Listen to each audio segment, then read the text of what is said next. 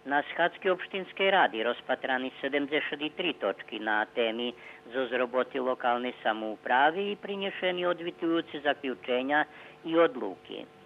Najvecej času pošvecené zvitom o roboti mesných zajednicoch u prešlim roku i planom roboti za tod rok, medzi kotrima i Zabačinci, Berkasovo i Bikić.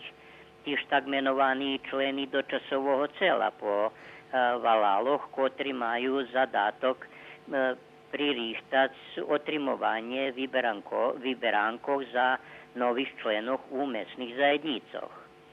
Za Bikić menovaný Dejan Bobalj, terašnji predsjedatelj Sovitu mesne zajednice i dvome členi, Darko Šoltic i Boris Horvat, a vyberanky by mali buď zakončení, jak utorene na konferenciji za novinaroh po august toho roku.